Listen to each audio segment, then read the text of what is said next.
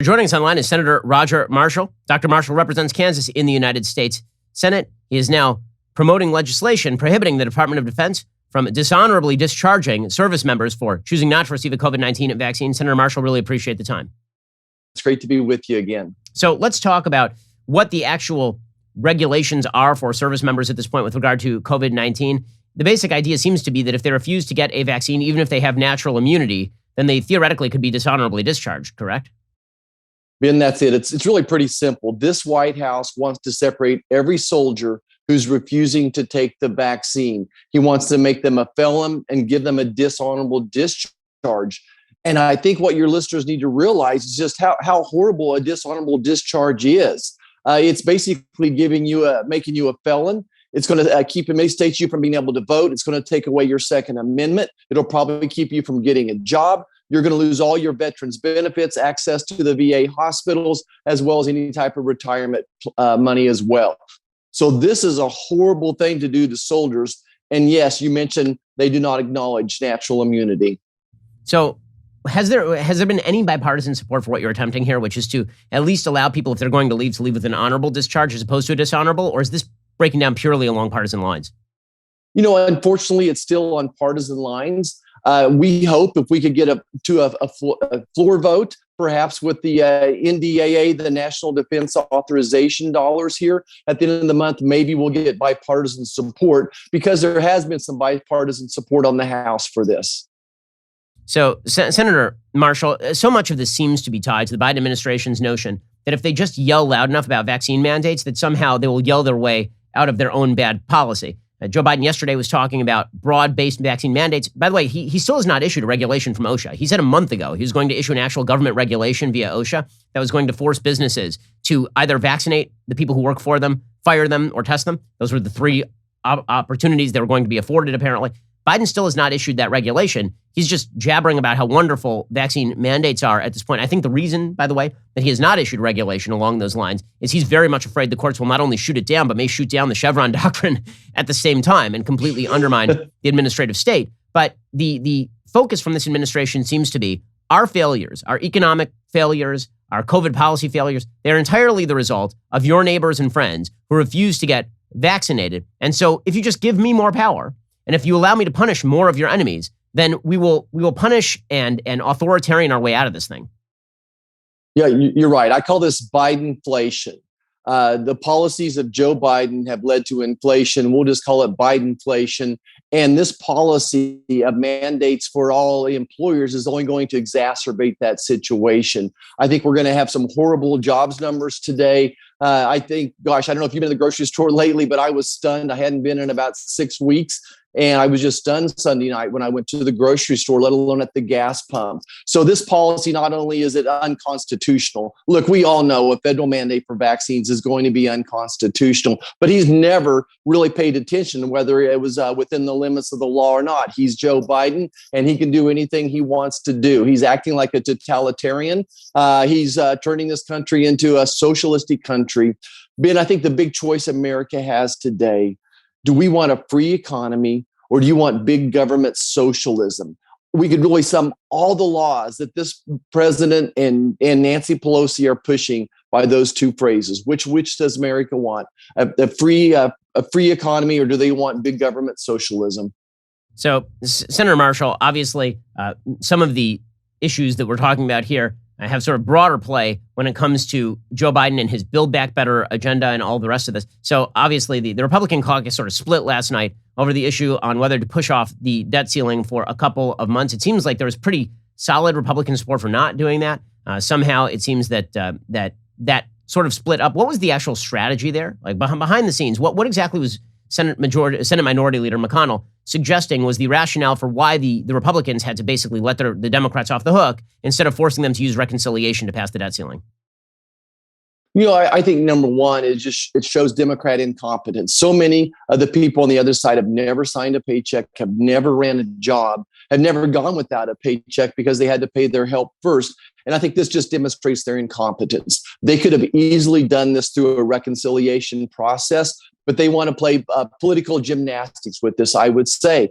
And, you know, behind the scenes, you think about the filibuster and how important that is. I think there was concern that we would lose the filibuster if we didn't give in somehow, some way. Since the Democrats waited till the 11th hour to get something done, the old filibuster issue started coming up. And I want to again realize what losing the filibuster would mean. If we lost the filibuster, the first thing that happens, Puerto Rico and Washington, D.C. become a state. We lose the minority forever. They pack the court, and we never have a Republican majority again. So I think it came down to almost Russian roulette. Keep the filibuster or lose this battle. We didn't want to win the battle, but lose the war. So we'll live to fight another day. America really should turn its focus, though, back onto this reckless spending, reckless taxing that's going to lead to more Bidenflation. Yeah, Senator Marshall, one more question on that. If it comes down to September, because this is only a temporary debt ceiling increase, if this comes down to December again, and the Democrats have now had a long-lasting opportunity to hash out all of their differences over Build Back Better, and they still have not come to a conclusion, and they still don't want to use reconciliation in order to pass the debt ceiling. Do Republicans just extend it again? What are the limits to Republican patience here? Yeah, that's a good question, and that's the political gymnastics we're going to have to run through. I'm much more focused right now on stopping their 5.5. I think it'll be $7 trillion of spending than I am worried about the debt limit right now. I think the debt limit will actually end up. We gave them enough leeway. One thing we did win, the one victory on the debt ceiling we did win was a number. They wanted a blank checkbook. They wanted an open-ended credit card. So we do have a finite number, how much more money they can borrow. I think that those dollars could go into late December, early January, and then not make it part of this game. So let's get locked in right now on what we can control, and that's stopping the $7 trillion bill that, again, is going to lead to more Bidenflation. So let's talk for a second about that $7 trillion bill, because obviously we've got this $1.2 trillion infrastructure package, the bipartisan infrastructure package. And it seems like the basic deal here for Joe Manchin and Kristen Sinema was if Republicans provide a certain level of support for that, then they will minimize the size of the countervailing Build Back Better $3.5 trillion boondoggle package. Joe Manchin seems to be sticking to his guns at $1.5 trillion. It looks like the Biden administration is steadily moving down toward Manchin and Sinema. They started off at $3.5 trillion. They're now down at about $2 trillion, $1.9 trillion. It looks more and more likely that something is going to get done here.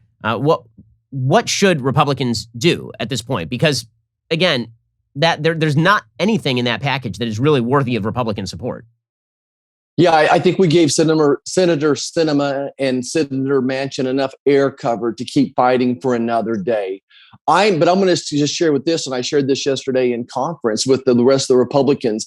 I'm probably more worried about the policy going for as much as I am the dollar amount. And what I'm talking about is the taxes. What taxes do Joe and Kirsten want to keep, and what ones do they get rid of?